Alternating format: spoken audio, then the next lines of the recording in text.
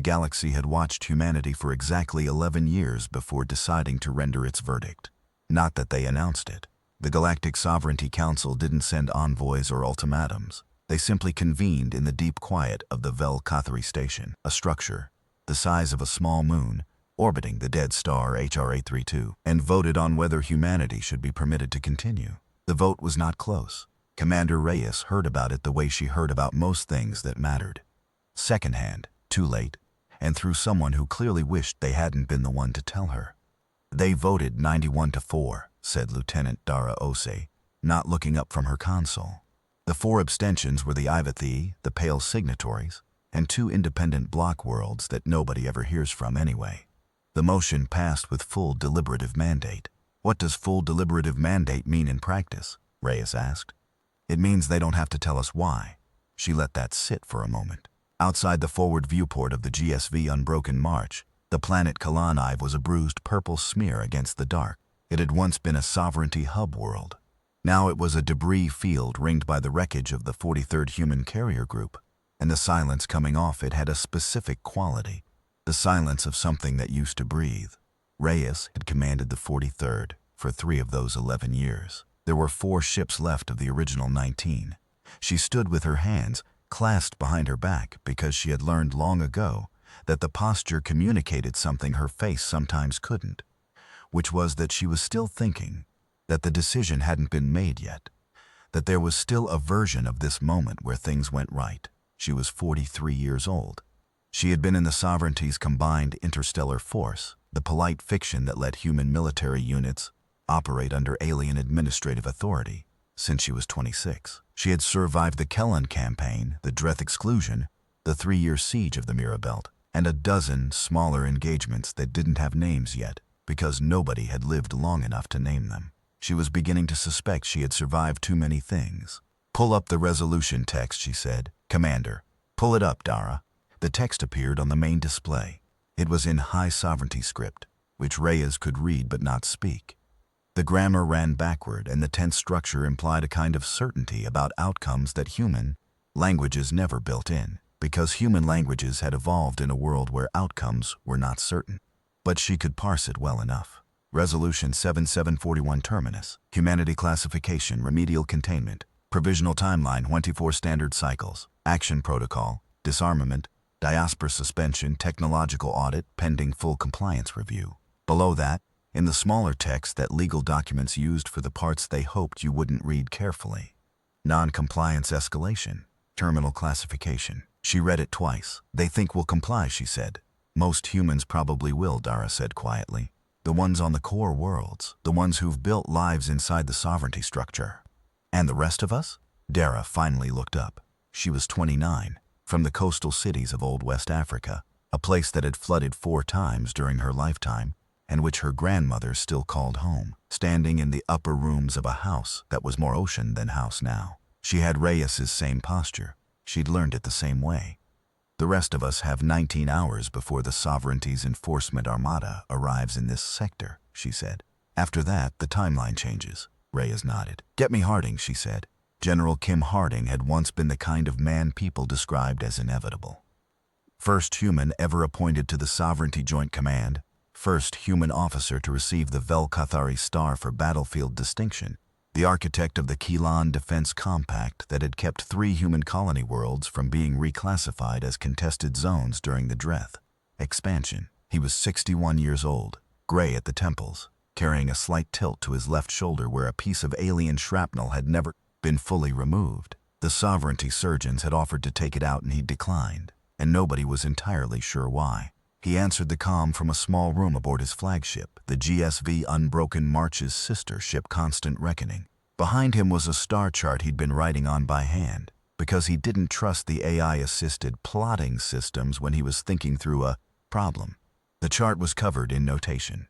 "Commander Reyes," he said, and his voice had the thing it always had, the quality of a man who had already considered your question and found it interesting.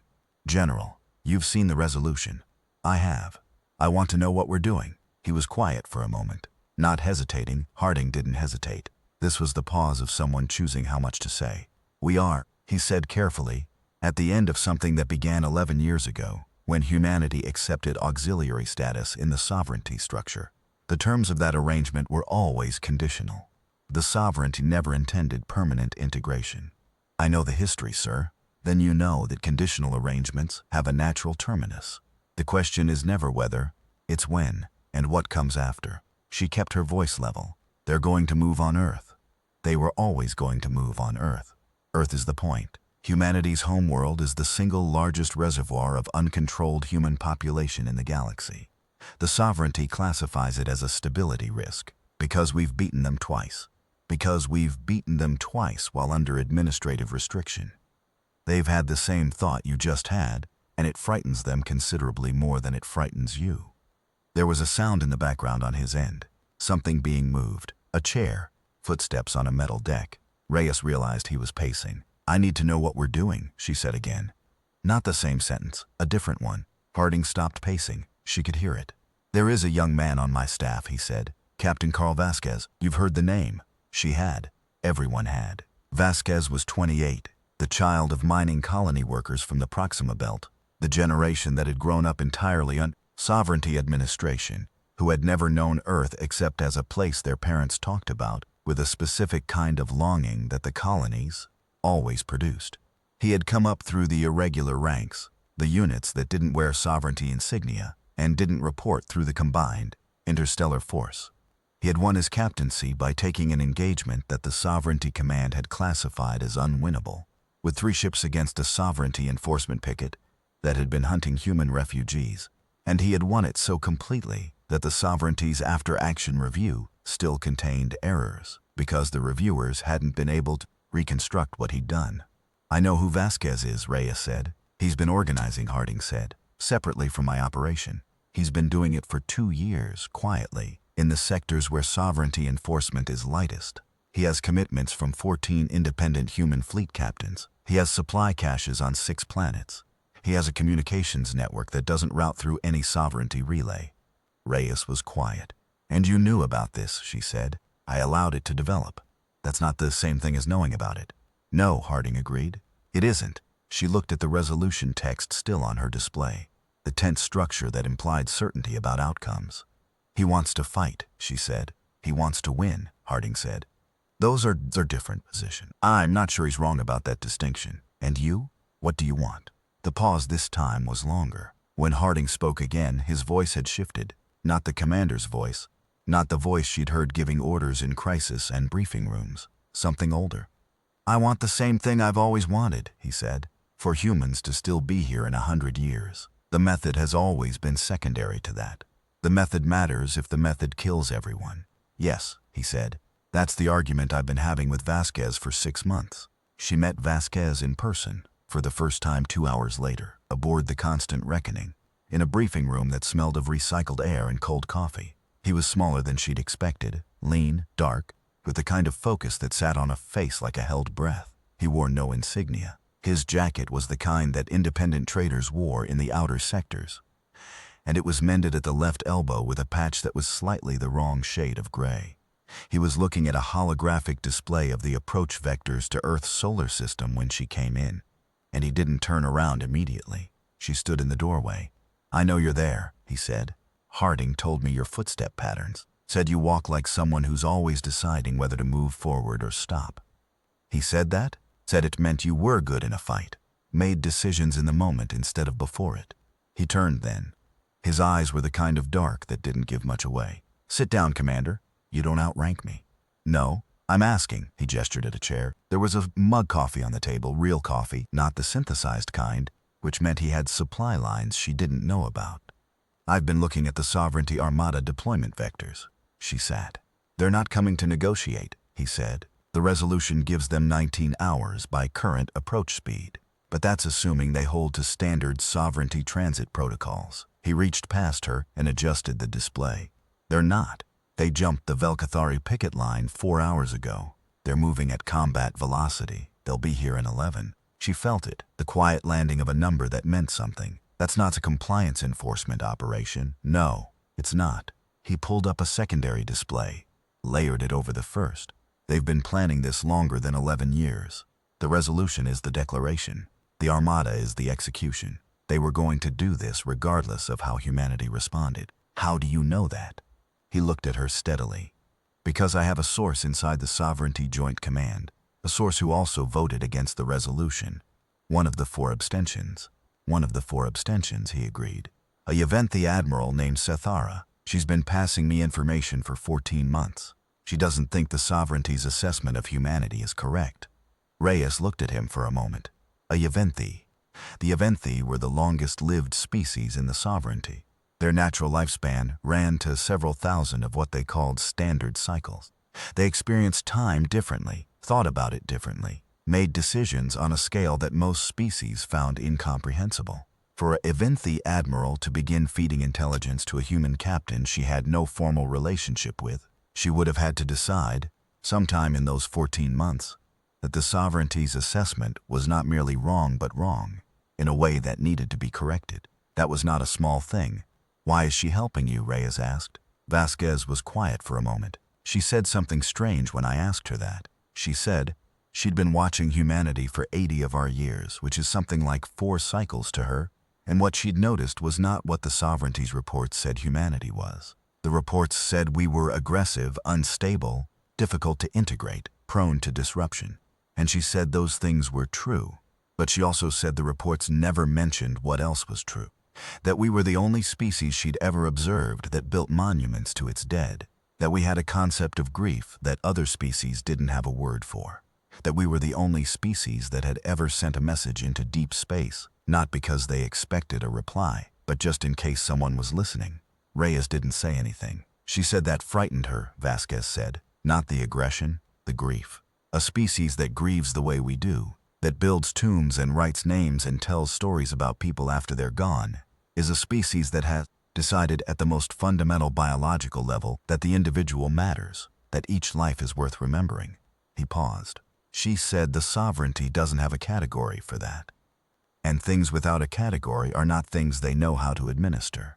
The coffee mug sat between them. Neither of them touched it. What's your plan? Reyes asked. I want to show them the category. Harding walked in 20 minutes later, and Reyes watched the dynamic between the two men with the clinical attention she brought to everything. The older general, the younger captain, the weight of what they hadn't said to each other, sitting in the room like a third presence. Harding looked at the display. He looked at Vasquez. He looked at Reyes. She's seen the Armada vectors, Vasquez said. It wasn't a question. I showed her, Harding said. He moved to the table and stood across from Vasquez, not sitting. You moved without briefing me. I moved when I had confirmation. You would have asked me to wait for consensus. Consensus exists for a reason. Consensus has been giving us Resolution 7701 terminus for the last 3 years, Vasquez said. Not angry, flat, factual. The way the thing it described was a fact. Every engagement where we operated within sovereignty protocols. Every time we asked permission to respond to enforcement actions against human civilian populations. Every joint session where we presented evidence of the targeting patterns and were told the data required further review. He paused. I've spent 6 months building something outside the consensus structure. Something that doesn't ask permission. I'm not going to apologize for it. Harding was quiet for a long moment. Reyes watched him. The tilt of the left shoulder, the shrapnel he'd never had removed.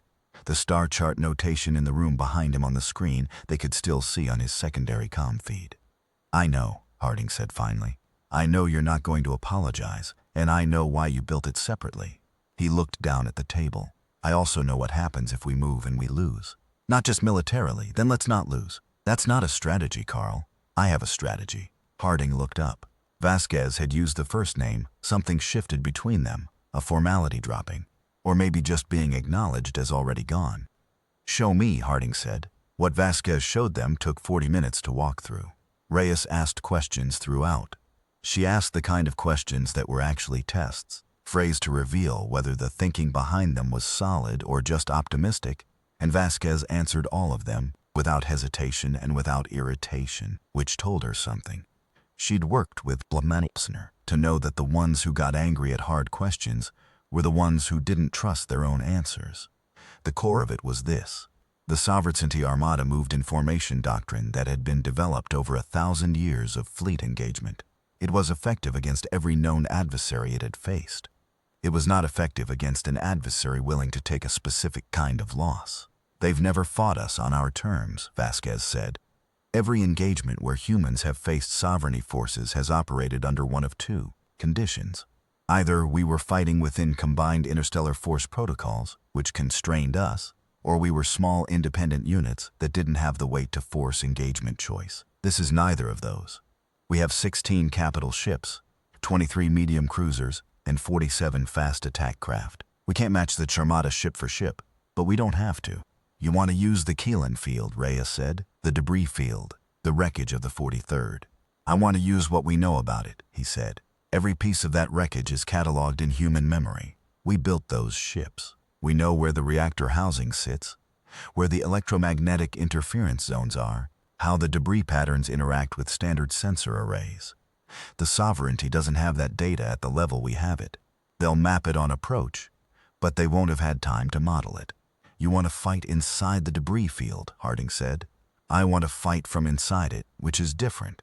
The fast attack units hide in the interference zones. The capital ships hold station at the edge. When the Armada enters the field to engage, and they will enter, because their formation doctrine requires physical engagement confirmation before escalation authorization, the fast attack units come out of the interference zones from angles the Armada's sensor arrays won't distinguish from. Debris movement until they're already in weapons range. And then, Reyes asked. And then we do what humans do in a situation with no exit. Vasquez said quietly, we adapt, in real time, faster than they expect. There was a silence. The Armada has 712 ships. Harding said, I know, we have 86. I know, Carl, I know the numbers, General. Vasquez looked at him steadily. I also know that the last time humanity fought a superior sovereignty force on our own terms, with no combined interstellar force restrictions, we hit an engagement efficiency ratio that the sovereignty's own analysts described as theoretically impossible. They used that exact word, theoretically impossible. He paused. They think they understand what we are. They don't. And that gap between what they think we are and what we actually are, that's the weapon. That's always been the weapon. Harding was quiet for a long time. Then he pulled out a chair and sat down. The 11 hours passed the way time passes before something that cannot be taken back, in a combination of too fast and too slow that was entirely its own category of experience. Reyes spent 3 of them with her crew, walking the decks of the Unbroken March the way she always did before an engagement, not making speeches, not giving the kind of addresses that commanders were supposed to give. She just walked. She stopped and talked when someone wanted to talk. She knew their names, all of them, 241 names, and she had learned each one not as an administrative exercise, but because she had decided a long time ago that it mattered, that when someone handed you their life to do something with, the minimum courtesy was knowing who they were. Specialist Torres from the damage control bay had a brother on Earth. She spent 8 minutes talking to him about his brother, whose name was Miguel, who ran a small farm on the edge of a dried lake bed in what used to be called Sonora. Torres had a picture of Miguel on his console, not a file, an actual printed photograph, the kind that required a physical printer, yellowed slightly at the edges and protected under a strip of adhesive film. She looked at the photograph. How long since you talked to him, she asked. 4 months, Torres said. Last time I could get a reliable signal. They've been degrading the civilian comms relays in that sector. She nodded. She didn't say, that's going to stop. She didn't make promises she wasn't sure she could keep. She said, tell me about the farm. And he told her. Standing in the damage control bay of a warship 11 hours from an engagement that might end all of them, Torres told her about the farm, about the irrigation system Miguel had built from reclaimed parts, about the specific kind of squash that grew there and wouldn't grow anywhere else because of the soil composition, about the old songs their grandmother had sung that Miguel still knew all the words to. He talked for 6 minutes and she listened, and when he was done she put a hand briefly on his shoulder, not a reassurance, just a touch, just the acknowledgement that she had been present for the thing he'd said, and moved on. That was what she did for 3 hours. When she got back to the bridge, Vasquez was there. Cethara just sent another packet, he said, without turning from the display. The Armada command structure has been briefed on human engagement efficiency data. Their solution is to not engage at range. They're going to try to force close-quarter confrontation to minimize what they're describing as aberrational human tactical variance. They want to use their size advantage, Reyes said. They want to use the one thing they know they have. He turned.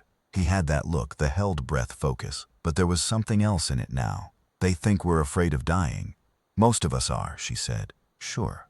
But that's not the same thing as being controlled by it. He was quiet for a moment. The sovereignty's force doctrine is built on the assumption that mortality aversion is the primary behavioral driver in all sapient species. They use it in every engagement. Create a situation where the cost of continuing is too high, and the opponent will choose to stop. That works on most species.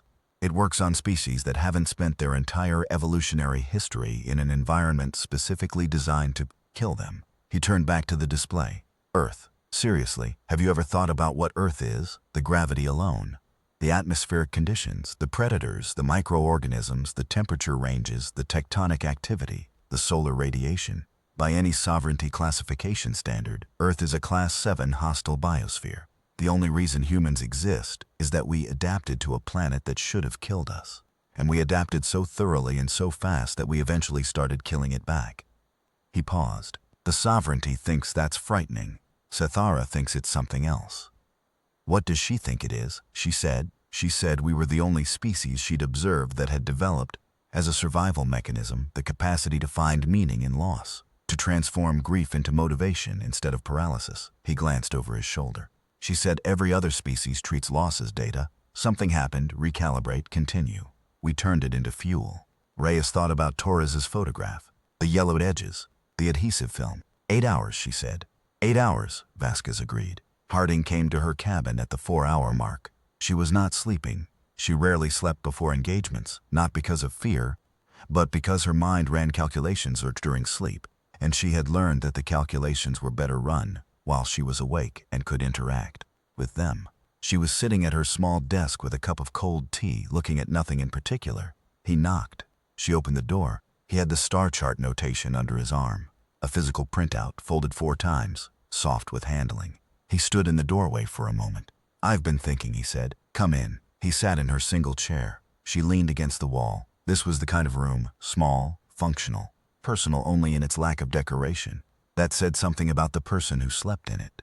She had one thing on the wall, a small photograph, not of family but of the Kelanifor colony before the siege. Green hills, a settlement of low buildings, a sky the specific pale blue that you only got in atmospheres with that particular nitrogen ratio. She'd been there once on a diplomatic visit, 3 years before the 43rd lost 19 ships defending it. The colony was gone now. The people had made it out, most of them, but the place was gone. I owe you something, Harding said. You don't. I do. He turned the folded chart over in his hands. I spent 3 years operating within the sovereignty structure because I genuinely believed, that integration was the better path, that if humanity demonstrated reliability, compliance, contribution, eventually assessment would change. It was a reasonable position. It was wrong. He said it with the precision of a man describing a fact, not confessing a failure, but the distinction was narrow. Not because the logic was bad. The logic was fine. It was wrong because it assumed the sovereignty would update their assessment based on evidence. And they don't update. That's not how they work. They have a classification, and they fit the evidence to the classification, and the only thing that changes the classification is force. Vasquez said something like that. Vasquez said it louder and earlier, and I should have listened. He set the chart on his knee. I brought him up. You know that. Found him in the outer sectors, sponsored his irregular status, made sure he had resources. I thought I was directing something. I wasn't. What were you doing? Watching, he said. I was watching something develop and deciding whether it was going to be dangerous or necessary. He paused. I think it's both. Most necessary things are. He looked at her. In the low light of the cabin, with the star chart on his knee and the left shoulder tilted from the shrapnel he'd never had removed, he looked like what he was. A man at the end of a long strategy, standing at the point where the strategy ran out and something else had to begin. If this works, he said. If it works, Vasquez will have been right, and I'll have been the one who slowed it down. You'll have been the one who made sure it was ready when it ran, she said. That's not nothing. He looked at her for a long moment. You're going to take the forward position, he said. It wasn't a question. That's where I belong. I know. He stood. He started to fold the chart back up, then stopped and set it on her desk. I made this 3 years ago, when I still thought we were going to fight inside sovereignty framework.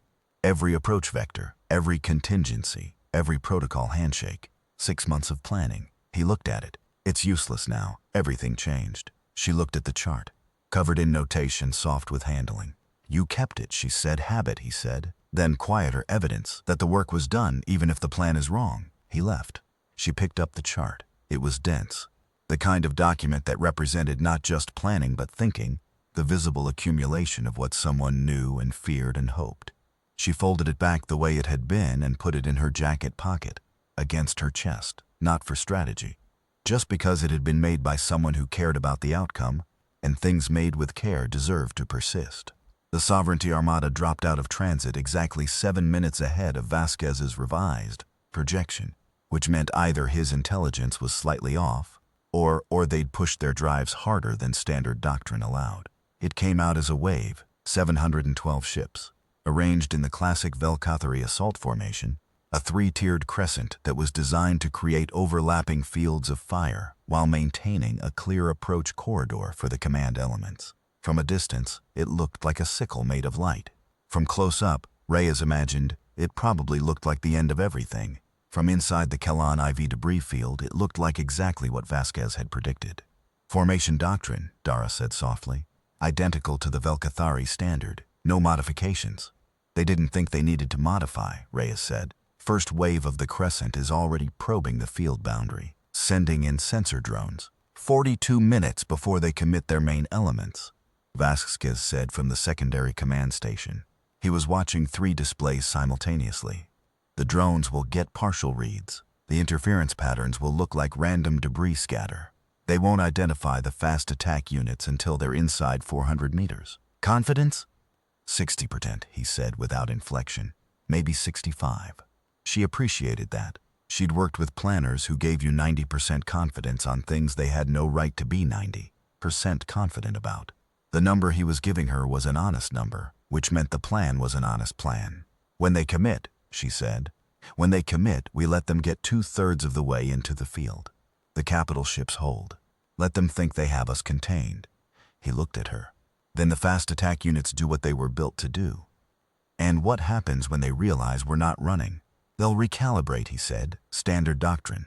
They'll fall back to command element, bring their heavier ships into the engagement. That's when the capital ships move. He paused, and that's when it gets genuinely unpredictable. You like that, she said. Something shifted in his face. Not quite a smile, but adjacent. It's the only part of a fight that matters. The part after both sides have exhausted their plan and have to decide what kind of people they are. The sensor drone swept the debris field in long spiraling patterns. Reyes watched the returns on the tactical display. The drones were sophisticated. Among the best sensor platforms the Sovereignty operated. They were finding wreckage. They were finding electromagnetic interference from residual reactor decay. They were finding everything that a debris field was supposed to contain. They were not finding 47 fast attack craft running dark, their crews breathing in recycled air, every non-essential system powered down, their pilots watching through passive sensor feeds as the light of the Sovereignty Armada washed over them. Contact from Cethara, Dara said. Vasquez moved fast. He took the comm himself, and when he came back from it his expression had changed. The Armada commander has been replaced, he said quietly. An hour ago, Sovereignty High Command sent a new flag officer, an archmagistrate named Velthren. Reyes knew the name. Everyone in the combined interstellar force knew the name. Velthren ran the Mirabelt suppression, she said. Yes, the Mirabelt suppression was the engagement that had made the name famous. A human resistance force, irregular, no heavy weapons, operating in the asteroid fields of the Mira system. Velthren had not fought them. He had simply moved his forces to every food supply, every water reclamation station, every medical facility in the belt, and waited. He was patient in the way that beings who lived for 800 years tended to be patient. The resistance had lasted 4 months. Then it had ended the way Velthren had always known it would end. He's not going to follow formation doctrine, Reyes said. No, Vasquez agreed. He's going to hold at the boundary, wait us out. That would be his instinct, yes. Vasquez's eyes were moving across the display. We have 48 hours of consumables in the fast attack units. He knows that, or he'll calculate it quickly. He'll hold. He'll force us to come out. Then we lose the engagement geometry. Yes. She looked at him. You have something. He was quiet for a long moment. I have something, he said. But it requires 2 ships going in before the main engagement. before Velthrin commits. A direct approach to the Armada command element. He paused. I need Harding's authorization, and I need a captain willing to make a run at 700 ships alone. You have my answer already, she said. I was going to ask Harding. You were going to ask me, she said. The answer is yes. He looked at her for a long moment. Harding won't like it, he said. Harding's not coming, she said. He's commanding the capital ships. That's where he belongs. This is where I belong, she paused. What's the play? He told her. The play was this. The Armada's formation required continuous sensor contact with the debris field to maintain its positioning. The sensor arrays that provided that contact were located in the command element. 6 ships clustered at the rear of the crescent. Formation behind 700 ships, deep in sovereignty space with every defensive system at full power. Velthrin's play required those sensors to function. Sithara provided the command element's defensive grid frequencies, Vasquez said. Standard protocols. There's a gap in the rotation, 4 seconds, every 11 minutes, while the arrays cycle through recalibration. A ship moving at sufficient velocity with sufficient ECM output would be through the defensive grid before automated response could engage. He paused. It would have to come in at a vector that uses the debris field's own electromagnetic interference as masking, and it would have to make the calculation in real time, because the recalibration cycle has a variance of plus or minus 14 seconds. Plus or minus 14 seconds, she said, based on what Sithara has observed. Not guaranteed. What does the ship do when it's through the grid? It doesn't need to destroy the command element, he said. It needs to transmit, on a frequency the Armada's entire fleet can receive, a specific message. He met her eyes. Sithara wrote it, in high sovereignty script, in the formal register that Velthrin's crew will have to parse and cannot ignore. It formally requests the Armada engage in a Council Standard Cessation dialogue under Sovereignty Accord 7. She blinked. Accord 7, she said. That's the post-conflict peace protocol. Yes. Velthrin will know it hasn't been invoked. No conflict has ended. He'll know it hasn't been invoked under human authority, Vasquez said quietly. The message isn't from us. It's from Sithara. In her own authority as a Yeventi flag officer of the sovereignty, she has the standing to invoke it unilaterally. He paused. She's invoking it. Reyes stood very still. She's putting herself into the record, she said. She's been in our records for 14 months. She's deciding to be in theirs.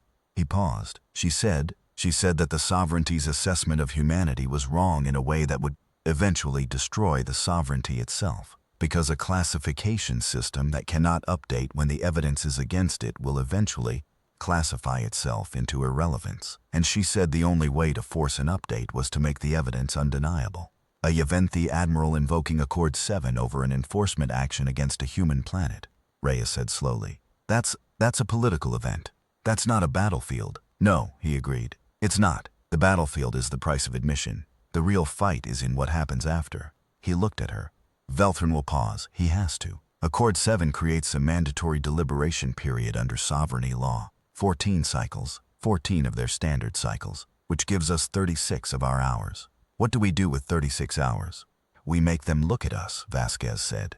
Not through their reports, not through their classifications. We make them actually look. He paused. I have an offer prepared. Not surrender, not resistance. An offer. He reached into his jacket pocket and set a data chip on the console. Everything humanity has done in the sectors where sovereignty enforcement has been lightest.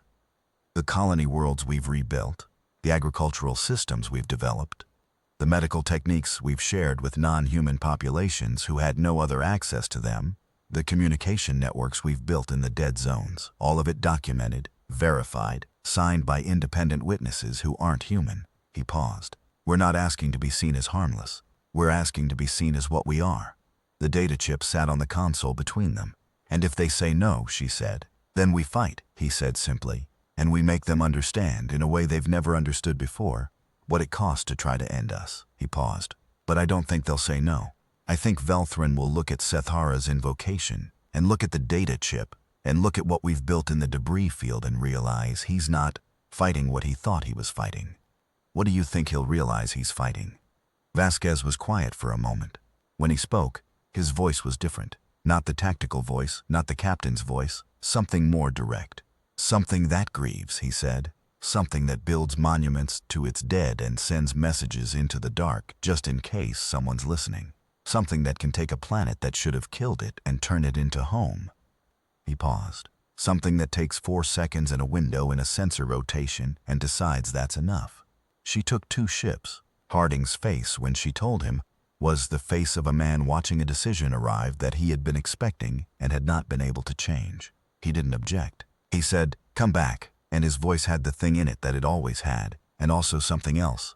Something that was not quite grief but was adjacent to it, in the way that love is always adjacent to grief, which is the same as saying they are the same thing. "Come back," she said back to him, because it needed saying in both directions. The 2 ships were the Unbroken March and a fast attack craft commanded by a 19-year-old ensign named Pereira, who had volunteered before Reyes finished describing the mission, and whose calm was the specific calm of someone who had not yet developed the full range of things to be afraid of. Reyes had considered telling her to stand down. She hadn't. The mission needed that particular calm.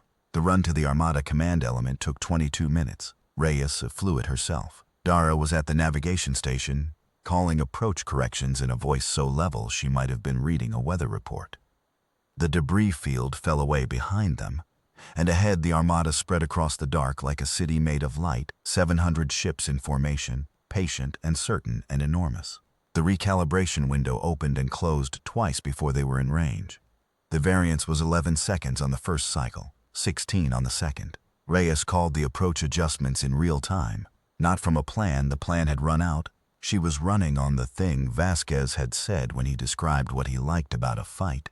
The part after both sides had exhausted their plan and had to decide what kind of people they were. She knew what kind of person she was. The third cycle opened. She pushed the drives to 112%, which was the kind of decision that had consequences for the drive housing that she noted and set aside, because consequences in the future were a problem for the future, and the future required the present to succeed first. They came through the defensive grid at a vector the Armada's automated response systems had not been designed to account for, because the vector required using the debris field's electromagnetic interference as masking, and the debris field was wreckage of the 43rd, and the only people who knew every frequency, every interference pattern, every specific location of every piece of that wreckage were the people who had built those ships and lost them. The Armada responded. It responded with the disciplined efficiency of a 1,000-year military tradition. Fire discipline, layered defensive response, counter-thrust vectors that would have caught anything following standard approach protocols. It did not catch the Unbroken March because the Unbroken March was not following standard approach protocols. It was following something improvised in real time by a woman who had walked her decks for 3 hours learning the names of her crew and had a folded star chart against her chest, and had spent 11 years deciding what things were worth dying for. Ensign Pereira's fast attack craft took a hit on the rear quarter and kept going. They reached transmission range. Dara sent the message. Velthrin was silent for 17 seconds after the transmission landed. Reyes knew this because Sethara confirmed it. From inside the Armada command element, silent, unmoving, reading Accord 7 in the formal register of high sovereignty script while around him. His crew waited for an order. He gave an order eventually. It was the order Vasquez had said he would have to give. Stand down, hold formation, begin deliberation protocol. The Armada held. Reyes sat in the command chair of the Unbroken March, drive housing sending damage alerts that she acknowledged and set aside, and watched the tactical display as 700 ships stopped moving. Message from Harding, Dara said. Read it. Dara was quiet for a moment. Then you were supposed to come back. Reyes looked at the display. The Armada holding. The debris field of the 43rd behind them. The smear of Kalan Afi bruised purple against the dark. Tell him, she said.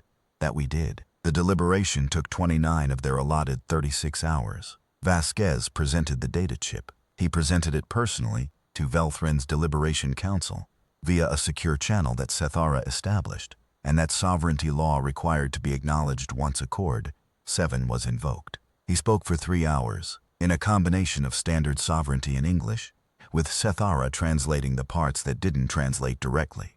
Reyes was not in the deliberation. She was in the infirmary of the Unbroken March, where a medic named Chandra was explaining the extent of the drive housing damage, and also the extent of the hull stress fractures in the rear quarter, neither of which were immediately fatal to the ship, but both of which were going to require work before the ship was fully combat capable again. How long for repairs? She asked. If we have access to a proper facility, 60 hours. In the field, longer.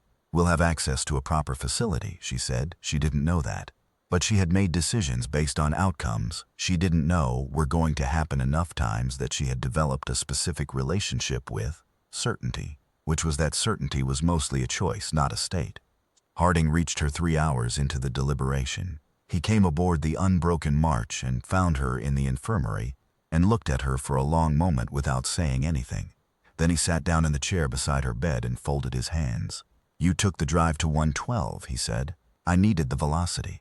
The housing reports are in the system, I know." He was quiet. The infirmary had the antiseptic smell that all ship infirmaries had, the hum of medical equipment, the particular kind of light that was designed to be calming and mostly succeeded. "Carl's in the deliberation," he said. "I know, he's good at it, better than I expected." He paused. "He speaks to them the way he speaks to anyone. No deference, no adjustment, just exactly what he thinks. That's why it works," she said. "They've been classifying us based on models. He's giving them the actual thing. The data chip. The data chip is evidence. He's the argument." She paused. "You built that. You should know." He was quiet for a long time. "He's going to run into a wall," he said eventually. "Velthren is old school. He's processed everything through the existing classification framework. At some point he's going to hit the thing he can't reconcile, and he's going to try to push Carl back into a recognized category. And then what happens? And then Carl will tell him something true that he's not expecting." He paused. "That's what he does. Every time someone tries to put him in a box, he says something true about himself that doesn't fit the box, and the box breaks." She thought about the mended patch on the jacket, the wrong shade of gray. "He has you in him," she said. "You know that." Harding made a sound that was almost a laugh. "I tried to slow him down," he said. "You tried to make sure he was ready," she said. "He was ready. He got there anyway." She paused. "That's the whole thing, isn't it? The whole thing about humans. We don't wait for permission to be ready. We get ready in the wrong shade of gray on the wrong timeline in ways that don't fit the box." She paused. "And then the box breaks." He looked at her. The left shoulder, the tilt, the shrapnel he'd never had removed. "Do you know why I didn't have it taken out?" he said. She waited. "Because I wanted to remember what it felt like," he said. "When things are going well, when everything is working, when the strategy is sound and the mission is progressing, it's easy to forget that you're operating in a galaxy that doesn't have a category for you. That the gap between what they think you are and what you are is real, and it costs something to maintain." He paused. "The shrapnel reminds me. Every time I move wrong. Reminds me what it costs." She reached into her jacket pocket and pulled out the folded star chart.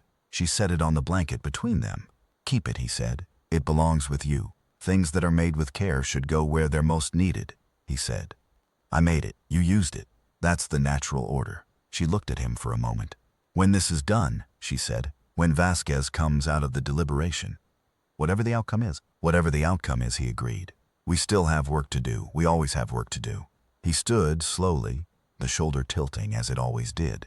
"That's the thing about us. There is always more work to do." Vasquez came out of the deliberation at hour 29, and his face was the held breath face, but the breath had changed. It was held in a different way now, the way you hold something fragile rather than the way you hold something ready to strike. He found Reyes and Harding together in the command center of the Unbroken March. "Well," Harding said. "Velthren requested a 48-hour extension," Vasquez said. Which means he's still reading." Vasquez sat down. He looked exhausted in the specific way of someone who has been completely present for a very long time. He spent 17 hours finding reasons to reject the data. Sethara counted them. Every time he found a reason, she pushed back under Accord 7 procedural rules, which require him to address each objection formally before moving to the next one. He paused. And then something happened. "What happened?" Reyes asked. He read the section on the Mira belt. She went still. "The data chip includes documentation from the Mira belt relief operation," Vasquez said. 3 years after the suppression. Human independent groups, no sovereignty authorization. Working through back channels because any official authorization would have been denied. Established food supply lines to the population that Velthren's operation had left dependent on sovereignty rationing. They built water reclamation stations. They set up a medical relay network, none of it with any official standing. Just people who knew how to do things doing the things that needed doing. He was quiet for a moment. "Velthren ran the suppression," he said. He knows what it left behind. He's been part of the sovereignty framework long enough to know that what follows suppression is dependency, and dependency is administered, and administration is the sovereignty's model for everything. He paused. He did not know that anyone had gone back in. He didn't know because it wasn't official, Harding said. It wasn't official. It wasn't documented in any sovereignty record. And it had no political value to anyone who did it, Vasquez said. They did it because people needed things and they knew how to provide those things. That's the whole of the reason. The command center was quiet. He asked me, Vasquez said slowly, why? Why would anyone do that with no authorization, no recognition, no political or economic benefit? And I told him. He stopped. What did you tell him? Reyes asked. I told him about Taurus, he said. He glanced at Reyes. I told him about the photograph, the printed photograph with the adhesive film. I told him about Miguel and the farm and the squash that only grew in that soil and the songs that nobody else knew the words to. I told him that humans build monuments to their dead and send messages into the dark just in case someone's listening and go back into destroyed communities to rebuild water systems, not because there's a record of it, but because not doing it means a specific set of people go thirsty, and those people have names, and things with names matter. He put his hands on the table. And Velthrin, he's 800 years old. He's run suppressions on 6 planets. He's read every sovereignty assessment of humanity that's been produced in the last 100 cycles. He paused. He said that in all of that time, nobody had ever explained to him why the assessment was wrong. They had argued it was wrong. They had provided evidence it was wrong. But nobody had told him what it actually was, what the thing was, underneath the aggression and the instability and the disruption. Nobody had named it. What did you call it? Harding asked. Vasquez looked at him. I called it what it is, he said. We love things. We love specific, individual, irreplaceable things. We love them knowing they end. We love them because they end. That's not a weakness in our operational logic. That's the source of our operational logic. Everything humans have ever built, every war we've ever fought, every system we've ever improvised under pressure, it all comes from the same place. We are creatures who found ourselves on a death world, surrounded by things that wanted to kill us. And our solution was to love the things around us so fiercely that losing them was worse than dying. He paused. That's not instability. That's not disruption. That's the reason we're still here. The command center was very quiet. Harding's hand rested on the table, next to the folded star chart. He didn't say anything for a long moment. Velthrin, he said finally. What did he say to that? He requested the extension, Vasquez said. He said he needed time to reconsider several prior operational decisions. The quiet stretched. Then Reyes said, he's reading the documentation again. All of it, Vasquez said, from the beginning. The 48-hour extension became 72. Velthrin's deliberation council was joined, in the final hours, by 2 other sovereignty flag officers who had heard the Accord 7 invocation and had, independently, requested observer status under sovereignty procedural rules. Neither of them were human. Both of them asked Vasquez questions through the secure channel. That were the kind of questions that people ask when they are trying to understand something they have never been given the correct framework for. He answered all of them. On the 91st hour of the deliberation, Velthrin made a formal communication to the Sovereignty Joint Command. Reyes did not have the text of it. Sethara had maintained communication, silence on her own channel for the last 18 hours, which meant she was either compromised or she was managing something that required her full attention. But Vasquez received a notification through the Accord 7 channel, automatically generated by the formal process, confirming that the deliberation had produced a provisional finding. The provisional finding was, reclassification review requested. Assessment category, contested. Enforcement action, suspended pending full council review. Not acquittal, not acceptance. A pause. A request to look again. It's enough, Vasquez said. He was looking at the notification. For now, it's enough. For now, Harding said. The full review will take a long time, by their standards. Sethara will push for it. There are 3 other Eventhii on the council who have been watching this develop. He paused. It won't be fast and it won't be easy, and there will be people in the sovereignty who find ways to work against it. There always are, Reyes said. Yes. He looked at her. And there will always be humans who find ways to work anyway. In the wrong shade of gray, on the wrong timeline.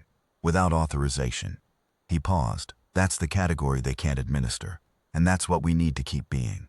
The Armada held its position for another 4 hours. Then began a slow withdrawal to standard patrol coordinates. Not retreat, not in the way the sovereignty used that word, but movement away.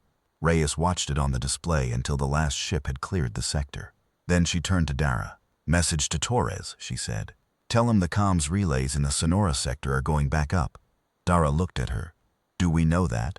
"We're going to make it happen," she said. "So yes." Dara sent the message. On the tactical display, the Kelon IV debris field turned slowly in the dark. The wreckage of 19 ships, each one named, each one made by people who knew what they were building and why. Reyes looked at it for a long time. Then she folded her hands in her lap, the star chart pressed against her chest, and thought about the photograph on Torres's console, and about the farm, and about the songs that nobody else knew the words to. And she thought about the messages sent into deep space with no expectation of reply. Just in case someone was listening. Someone had been listening. They were still here,